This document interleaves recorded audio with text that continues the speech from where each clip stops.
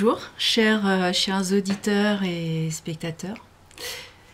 On se retrouve, alors c'est un petit peu plus tard que d'habitude, j'ai été retardée, mais je vous retrouve aujourd'hui pour vous parler d'Epsilon Bootis. Epsilon Bootis est mon coup de cœur de ce mois de mars, pour toutes les raisons que je vais exprimer dans la suite de ce podcast. Alors, c'est vrai que il avait déjà une couverture attrayante et puis la petite question sommes-nous seuls dans l'univers qui... Oh, je pense que c'est une question que tout le monde se pose à un moment ou à un autre. Par jeu ou par intérêt scientifique, mais il me semble que c'est quelque chose...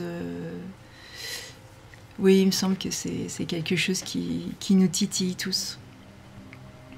C'est vrai que Epsilon Bootis est le premier roman de José Rouillard. Et cet auteur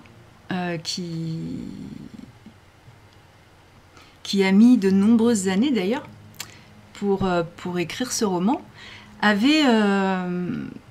souhaité impliquer son lecteur dans le livre, dans l'histoire. Donc nous lecteurs, nous faisons tous partie de ce roman. C'est vrai que je trouve que par rapport à ça, le roman est une très belle réussite. C'est un gros travail, mais qui vraiment, enfin, je trouve que ça porte ses fruits. Il m'a confié qu'il a mis 10 ans pour essayer de mettre en place les mécanismes qu'il avait en tête. Je sais qu'il est allé à de nombreuses conférences sur des sujets qui sont autres que son domaine de recherche personnelle. Et j'apprécie aussi cette curiosité et cette façon de voir les choses. Vous aurez sur la chronique rédigée un extrait de nos échanges. Alors juste quelques extraits, parce que je ne veux pas vous dévoiler l'histoire, ce serait dommage. Mais quelques extraits pour vous faire découvrir un auteur qui sort vraiment du commun. Il est très rare que je lise la 4e de couverture. Là, curieusement, je l'ai lue et elle était, elle est très très bien rédigée. Je ne vous la lis pas. Hein, vous irez voir vous-même dans les librairies ou dans les réseaux de vente. Enfin, plus dans les réseaux de vente parce que c'est un auteur qui s'est auto-édité et donc peut-être pas forcément dans les librairies. Mais la 4e de couverture, elle était vraiment... elle accrochait le lecteur parce que en plus de la question d'une autre vie dans notre univers... il dit que le livre n'existe qu'en format papier et qu'on comprendra pourquoi quand on l'aura lu. C'est vrai que ça engage la lecture parce qu'en plus, il y a une petite curiosité supplémentaire. On a vraiment envie de savoir au jour d'aujourd'hui où le numérique prend quand même beaucoup de place, comment un livre n'est pas sorti en numérique. Alors évidemment, oui. Alors moi je dis ça, et je vais pas vous mentir, c'est quelque chose qui m'a pas du tout perturbé ou quoi que ce soit, étant donné que je ne lis pas en numérique. Bon, ça n'a pas été une accroche plus que ça pour moi. Il y a d'autres choses qui m'ont attirée, mais c'est vrai que l'accroche est assez stupéfiante finalement. Alors en fait, sommes-nous seuls dans l'univers, hein? Ça, c'est vraiment bien... Ouais, c'est vrai que je vous ai pas montré. Voilà. Alors, personnellement, c'est une question que j'ai toujours adorée. Et ça remonte loin.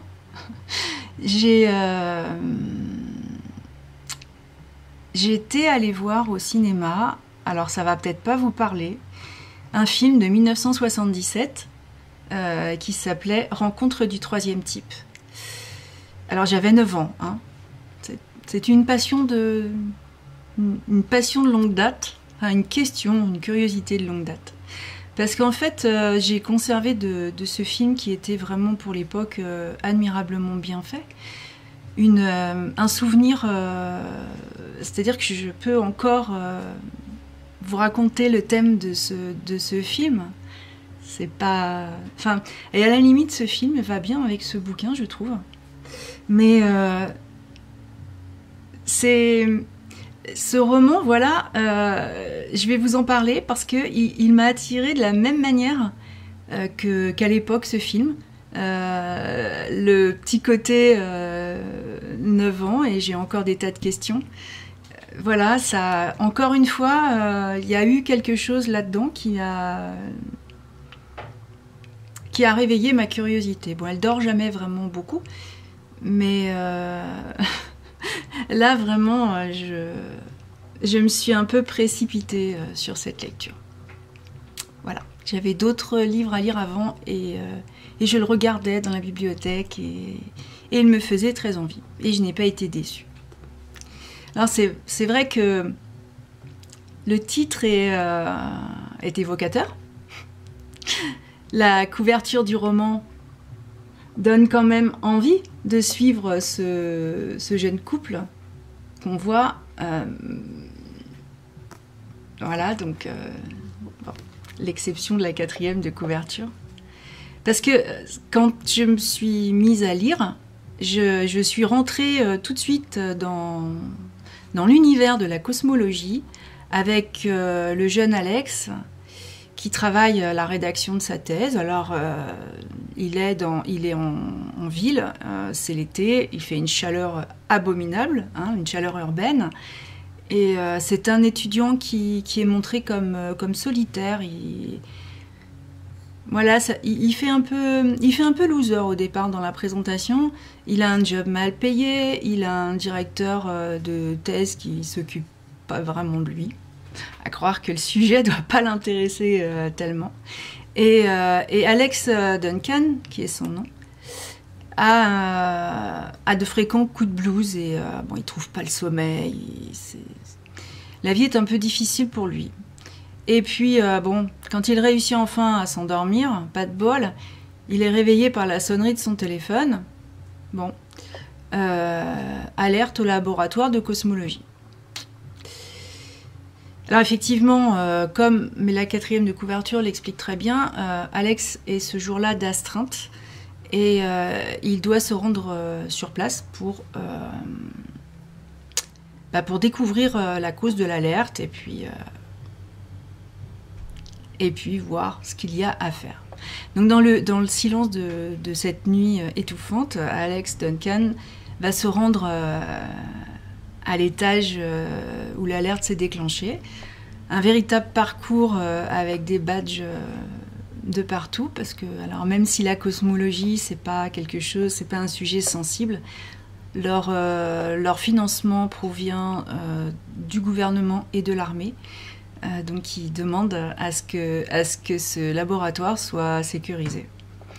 Voilà. Alors ils se retrouvent devant des piles de listings, des ordinateurs. Et ce sont des codes qui sont relevés par un télescope, dont l'un des codes, une des lignes est carrément ahurissante au niveau des chiffres. Alors Alex entoure cette fameuse ligne et note dans la page « Waouh ». Alors, ça c'est vrai que c'est un élément qui va perturber la vie de ce jeune homme, mais il est entre sa thèse qui n'avance pas, il doit faire bien sûr le rapport sur cet incident, et il a quand même de nombreuses questions vis-à-vis de ce code, même si ce n'est qu'une ligne, que tout le reste est tout à fait classique, comme apparemment. On peut en voir dans les laboratoires de cosmologie. C'est un sujet que je ne connais absolument pas, je vous le dis. Et, mais Alex est étouffé, et c'est le cas de le dire, parce qu'en fait, il est handicapé par une abominable crise d'asthme. Et il y a une autre doctorante dans ce laboratoire, une fille plutôt jolie, hein, plutôt agréable, et qui s'appelle Kate. Et Kate va voir qu'il est en difficulté et va l'aider, par une technique bien à elle, à retrouver son souffle. Voilà. Et pas que son souffle. C'est une aventure qui démarre sur une réunion aussi, où chacun va se poser la question de ce code. Donc, est-ce que c'est une erreur? Est-ce qu'il y a un problème? C'est un roman de science-fiction, mais il y a une jolie romance qui nous berce, voilà, sur ces deux jeunes en dernière année de doctorat, qu'on va suivre. On va les suivre dans leurs aventures, dans leurs découvertes et aussi dans leur amour. Donc c'est, alors, en plus d'être un roman qui est particulièrement travaillé, construit, il est aussi rédigé d'une façon qui vous donne l'envie, il y a plusieurs sujets qui sont abordés pour qu'on ne soit pas, alors de mon point de vue, pas du tout mathématique et hors de ce domaine de compétences. C'est vrai que ça allège cette petite romance, et puis d'autres événements, mais je vais pas vous raconter l'histoire, allège la lecture. Et on fait un livre très facile à lire, très rapide à lire, malgré vraiment un univers scientifique pointu. Voilà.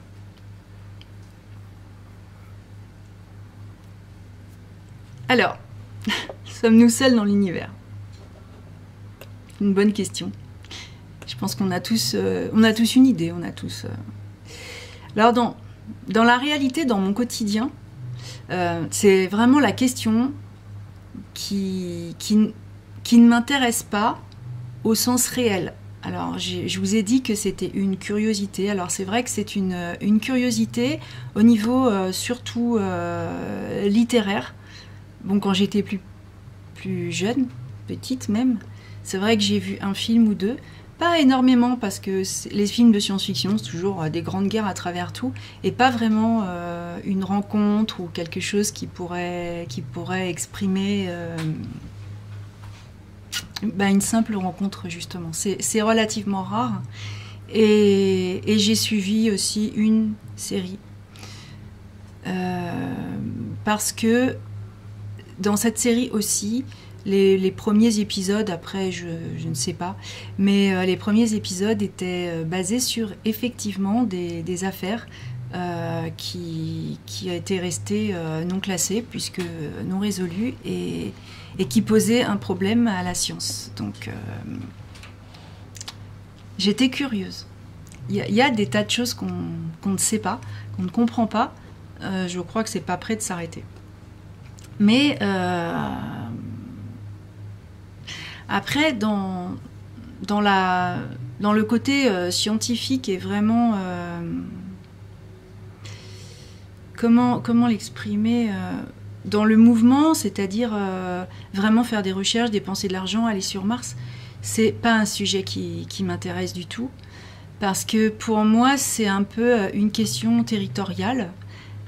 L'homme veut continuer à croire qu'il est, enfin l'homme blond d'ailleurs surtout, veut continuer à croire qu'il est vraiment le plus intelligent et qu'il va s'installer sur une nouvelle planète comme ça, un peu comme les conquistadors quand ils ont découvert.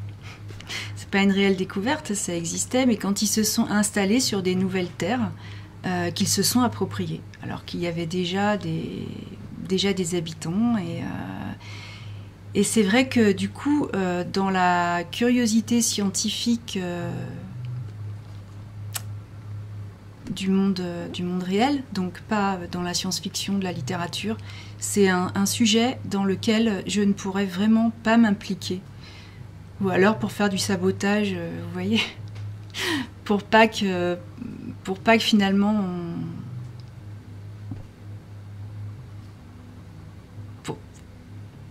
enfin voilà. C'est dommage en plus parce qu'on ne connaît déjà pas tous les habitants de la planète sur laquelle nous vivons. On est nombreux à être face à beaucoup d'inconnus dans une forêt peuplée d'animaux et de plantes sauvages. Quand on a un peu besoin de dépaysement, pour beaucoup de citadins et même des ruraux, hein, ils vont travailler, ils ne travaillent plus la terre. Et c'est déjà un monde mystérieux. Alors, j'ai pas forcément besoin d'aller sur Mars. Et je voulais expliquer un peu le fait que c'est un intérêt vraiment littéraire dans le sens de la science-fiction plus qu'un intérêt qui est réel. Enfin, c'est pas quelque chose dans lequel je m'engagerais, voilà. Mais bon, c'est très loin de mon univers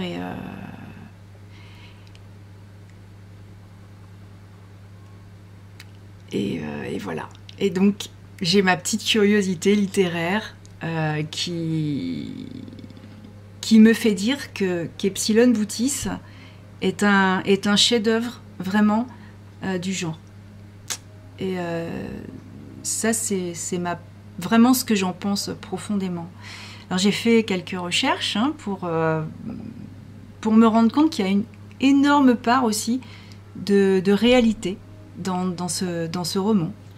Voilà. Du coup, parce que par exemple, j'ai cherché Epsilon Bootis. Alors Epsilon Bootis est une étoile binaire de la constellation du Bouvier. Et du coup, l'histoire n'en est que plus captivante puisque cette étoile existe réellement. Je n'aurais jamais su si je n'avais pas lu ce roman. C'est vrai que c'est vraiment le roman qui se dévore. Vous savez, c'est le page-turner qu'on emploie dans les termes anglo-saxons. On est souvent obligé d'ailleurs d'employer des termes anglo-saxons parce qu'ils n'ont pas leur équivalent dans notre langue française. On dit lecture addictive, mais c'est le page-turner, c'est vraiment plus que ça. Donc Alex et Kate sont des personnages qui sont émouvants, qui sont bouleversants. Ils sont passionnés par ce code WoW dont ils vont vraiment faire des tas de recherches. Ils vont aller au départ dans tous les sens. Ils vont mettre toutes leurs idées en commun. Et c'est vrai que c'est captivant, voilà. Ils vont aller jusqu'au bout de leur théorie, avec un S. Parce que, bon. Et puis, cette curiosité qu'ils ont, alors peut-être parce que ce sont des doctorants, c'est vrai que quand on écrit, quand on rédige une thèse, on arrive, on est un peu tout neuf, et on est censé être beaucoup plus curieux que ceux qui sont là depuis longtemps. Alors je l'ai vécu, c'est assez vrai. C'est assez vrai. Parce qu'après, on a tendance à travailler sur un sujet qu'on va maîtriser et on va apporter des théories qu'on voudrait juste, qui ne le sont pas forcément. La curiosité tombe, pas complètement, mais c'est vrai qu'elle tombe. Donc le fait que ce soit des doctorants nous emmène dans tout ce qu'ils peuvent imaginer. Voilà. Sur ce signe, sur sa provenance, sur ce qu'il peut bien signifier, sur beaucoup de choses. C'est contagieux, la curiosité. C'est instructif puisque ça m'a quand même poussé à faire des recherches.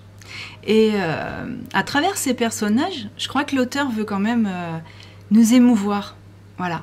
Le lecteur, il est là et il tourne les pages. Donc il fait partie de l'histoire, il s'implique. parce qu'il a aussi, enfin, le lecteur a ses idées, il s'implique. Et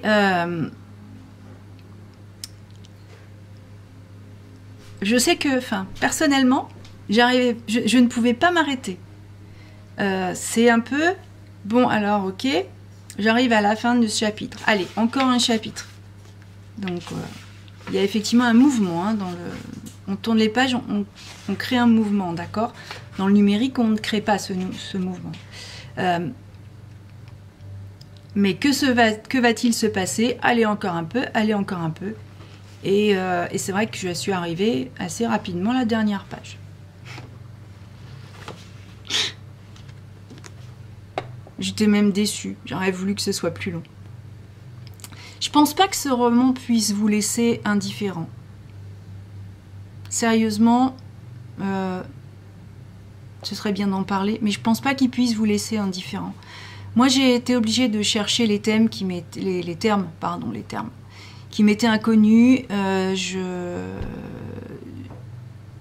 dois vous prévenir peut-être. Il y a quelques passages descriptifs dans lesquels j'ai manqué de vocabulaire cosmologique. Voilà.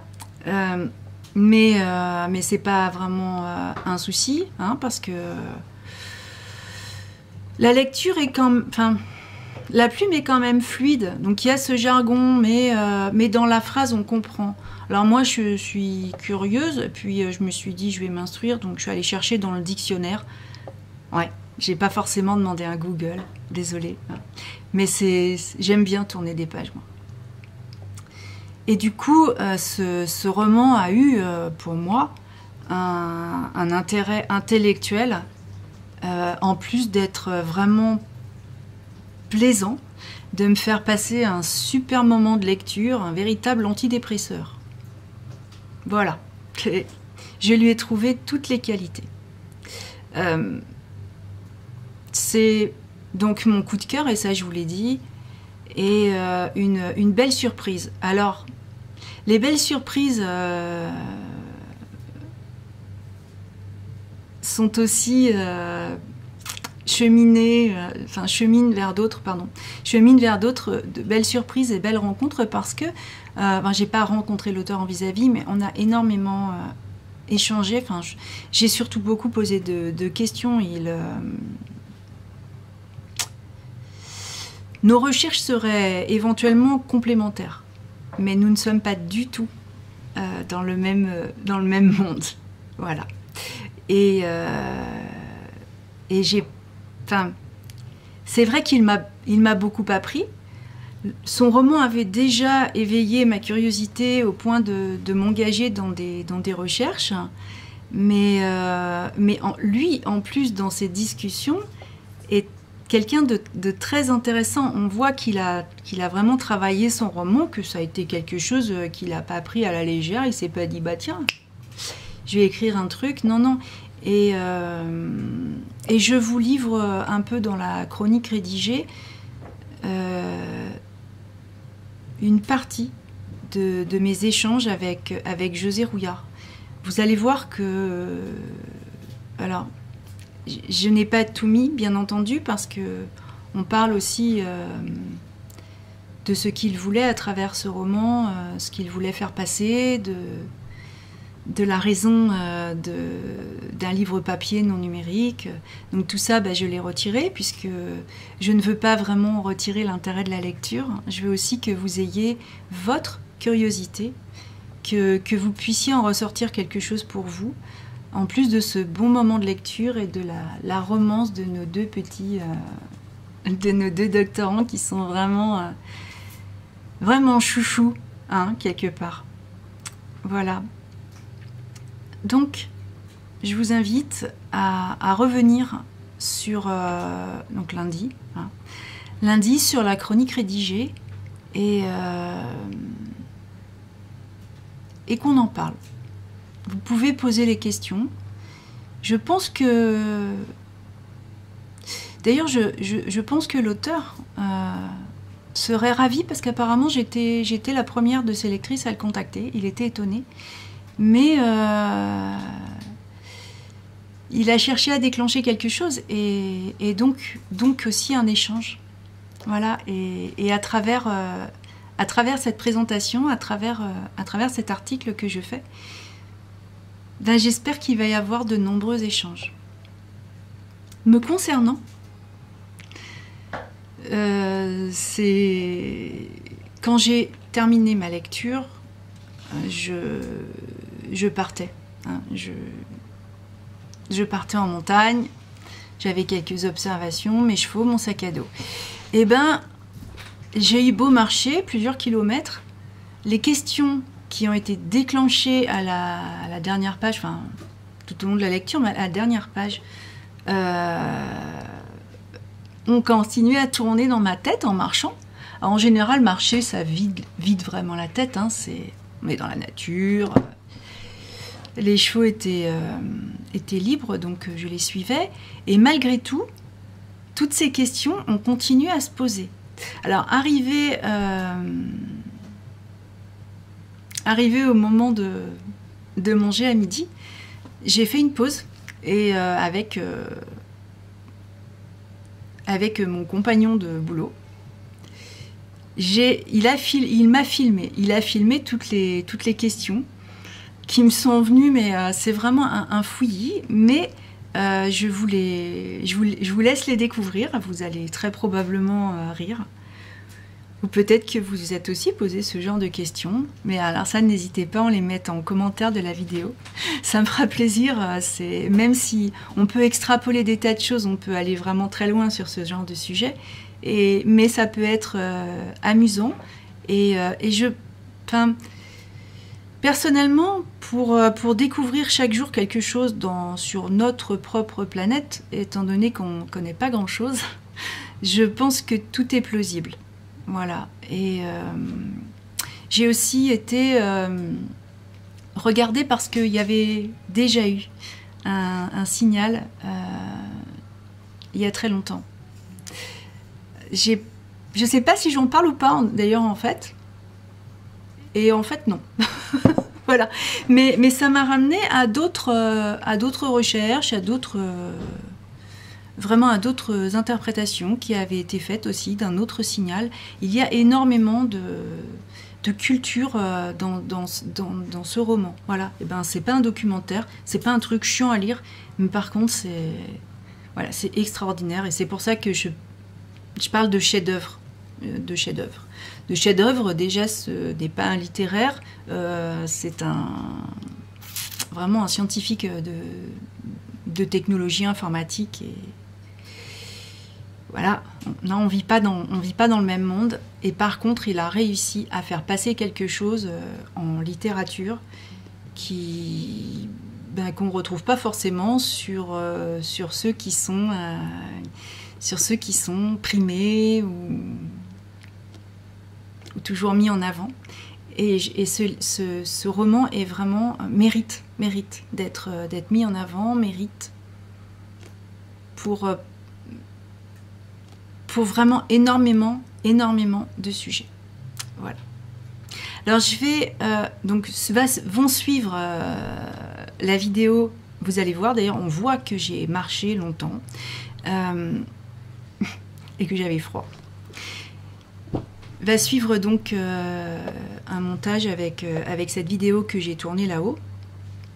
Mais aujourd'hui, je vais m'arrêter là parce que j'ai tellement de choses à dire sur ce roman que je vais finir par vous raconter l'histoire et c'est pas le but.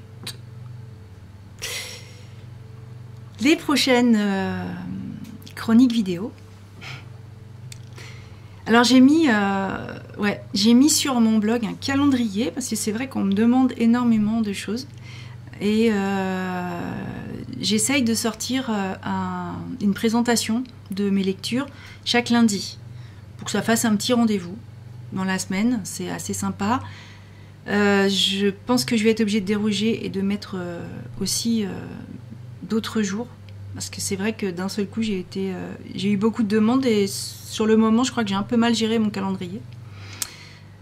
Donc je l'ai bien travaillé et il est net et précis, donc vous pourrez voir les romans qui vont vous être présentés. Alors le prochain n'est pas un roman, le prochain est un recueil de nouvelles. Je vous en ai déjà un peu parlé. Indéfectible gardien est un recueil de 3 nouvelles qui sont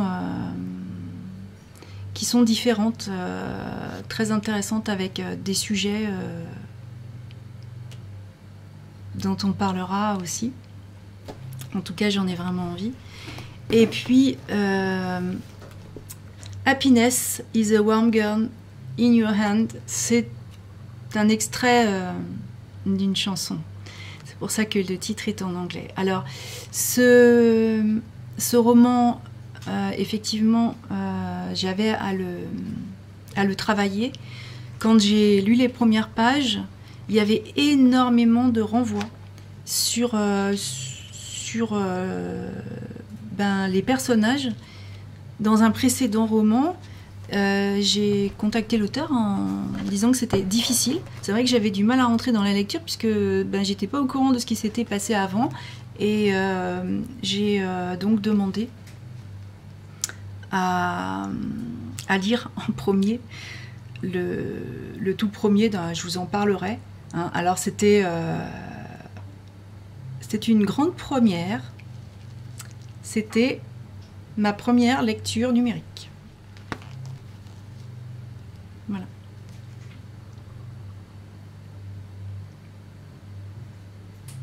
Wow. Happy House. Donc j'en parlerai parce qu'il est, je pense, ou alors c'est peut-être que moi, mais c'est vrai que c'est compliqué de se mettre dans le roman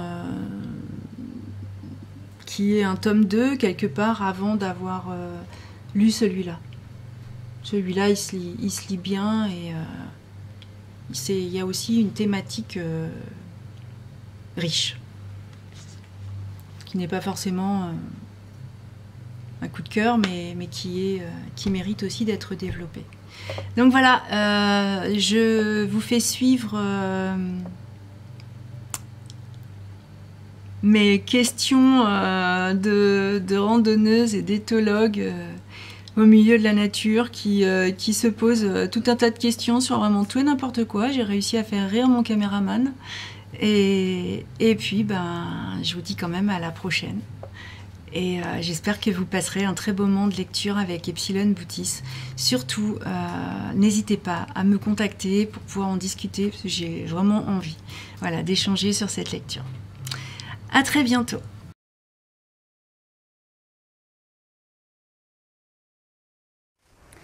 Alors ce matin, avant de partir, j'ai terminé la lecture de ce roman, Epsilon Bootis, de José Rouillard. Alors c'est un roman qui n'existe qu'en version papier. Vous ne le trouverez pas en version numérique, ce qui, moi, ne m'a pas vraiment dérangé, hein, me direz-vous. Et franchement, ce matin, en refermant le livre, j'avais qu'une envie, c'était de le reprendre au début. Tout ça parce qu'il est déjà extrêmement passionnant, mais pas que.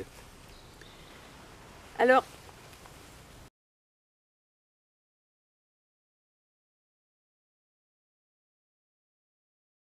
ce signal, c'est quoi? Alors déjà, je ne vais pas vous le dire, parce que je vous recommande vraiment vivement la lecture de cet ouvrage. Je ne pense pas que ça va vous laisser froid. Très sincèrement, je pense que tout le monde peut être intéressé par... c'est une lecture très inhabituelle. C'est un sujet complètement à part. Et d'ailleurs, en refermant ce livre, je me suis posé quelques questions. Notamment, quand on lit un livre comme ça, physique, on pourrait lire aussi je pourrais lire l'histoire de ma vie. À chaque fois que tourne une page, je prends la décision de tourner cette page. Qu'est-ce qui se passerait si je tournais pas la page? Ça me rappelle des livres qui étaient un petit peu sortis de l'ordinaire quand j'étais plus jeune. C'était le livre dont vous êtes le héros. Et effectivement, ouais, je vois le vieux derrière la caméra, il s'en souvient aussi. Quand on prenait une décision à la fin d'un chapitre, on était renvoyé à tel autre ou tel autre chapitre en fonction de la décision qu'on prenait. Donc finalement, on créait notre propre histoire en fonction de nous-mêmes. C'était assez amusant.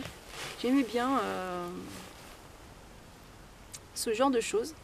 Et alors, la deuxième question, c'est en fonction des choix qu'on va définir, ou croire définir en tout cas. Est-ce que on arrive finalement toujours au même point ou pas? Est-ce que notre histoire, elle est tracée? Donc quels que soient les choix qu'on fait, et ben on arrivera finalement, en ayant pris un chemin ou un autre, toujours au même point ou pas? Donc c'est vrai que c'est une question. Est-ce que le fait d'être ici aujourd'hui, c'est vraiment un choix que j'ai fait? Ou est-ce qu'il est écrit quelque part? Quelque part, quelqu'un est en train de lire l'histoire, mon histoire, et en continuant mon histoire, il continue à me faire vivre et à m'amener jusqu'ici. C'est la question qu'on peut se poser. Et c'est la question que je me suis posée en refermant ce roman, que je pense que je pourrais le lire 3 fois, 4 fois, en découvrant toujours quelque chose à l'intérieur. C'est ça qui est assez extraordinaire. Je ne me rappelle pas avoir lu quelque chose d'aussi fabuleux, ça j'avoue. Et en réalité, est-ce que si je vous dis de ne pas le lire, est-ce que vous allez suivre la raison que je vous donne de ne pas le lire? Ou est-ce que vous allez plutôt céder à la curiosité de l'ouvrir et de le lire? Est-ce que c'est votre choix? Ou est-ce qu'il est écrit quelque part qu'on doit ouvrir ce livre? C'est vraiment les questions... je ne sais pas si c'est scientifique ou pas, je ne sais pas si quelqu'un se pose... Enfin, pour moi, c'est plutôt philosophique. Mais c'est vrai que ces personnages, au fur et à mesure, vu qu'il n'y a pas de numérique, on les fait vivre à la lecture, avec l'imagination qu'on peut avoir, avec les pages qui se tournent, avec les mots, avec pas mal de choses. On apprend la cosmologie, mais est-ce que, en faisant le choix de tourner la page, je continue l'histoire, mais qui est écrite finalement. Mais si je continue pas à la lire, qu'est-ce qui se passe finalement? Est-ce que les personnages continuent à vivre quand même? Vous allez vous rendre compte là que le matin au réveil, je peux me poser beaucoup de questions. Donc c'est vrai que là, on a le message wow, puisqu'il a écrit... il a écrit dans la marge du listing.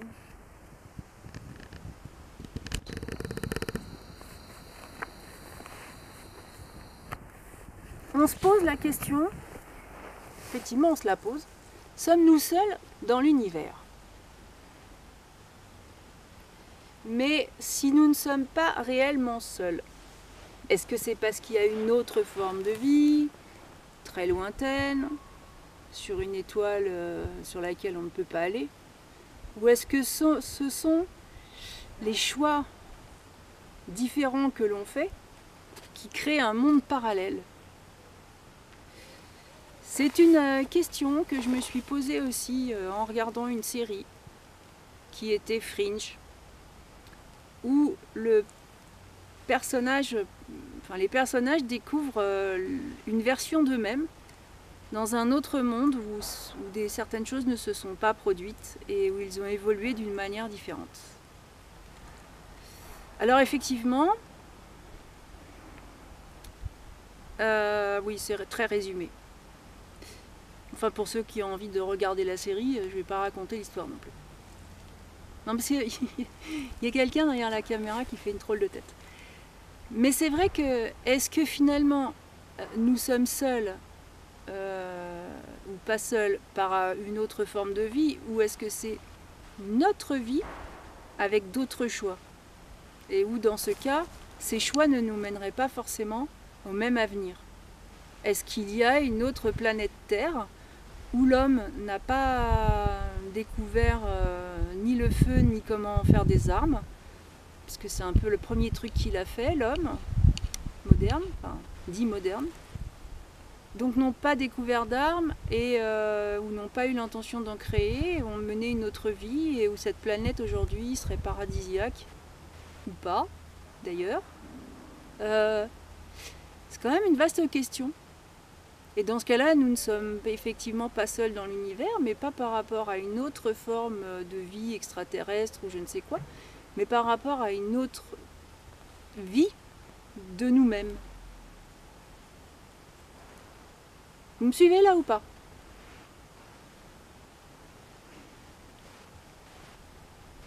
Il y en a un qui suit. C'est Doudou. Ganesh.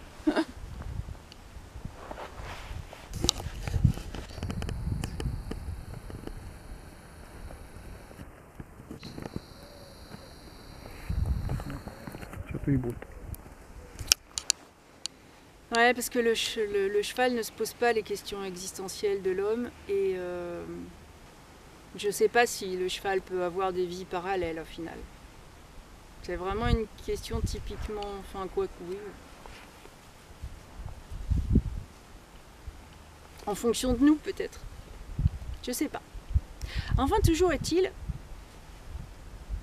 que ce serait presque une expérience de voir si, en lisant ce livre, chacun de notre façon, en prenant des notes, ce que nous comprendrions, ce que nous en ferions, ce que nous extrapolerions. Wow. Où est-ce qu'on en arriverait à la fin? Est-ce qu'on serait attiré plus par notre raison ou plus par notre curiosité? Ben, je vais vous laisser sur la question, vous voyez. Et vous avez 4 heures. Je reviens. Pour me développer ce sujet. Enfin, toujours est-il que ce roman est vraiment extrêmement passionnant, carrément addictif. Je l'ai adoré. Je crois que je vais continuer à le réadorer parce que je vais le relire avec plaisir. Tout simplement parce que c'est vrai que l'auteur nous dit qu'on comprend pourquoi il est qu'en format papier. Quand on l'a lu, c'est vrai. Mais quelque part, il y a d'autres questions. Donc, on a envie de revenir au début. Est-ce qu'encore c'est une expérience ou une question de choix? J'en sais rien. Mais en tout cas, c'est vraiment... En fait, en lisant, en découvrant comme ça des pépites, je vais finir par avoir des tas et des tas et des tas de coups de cœur.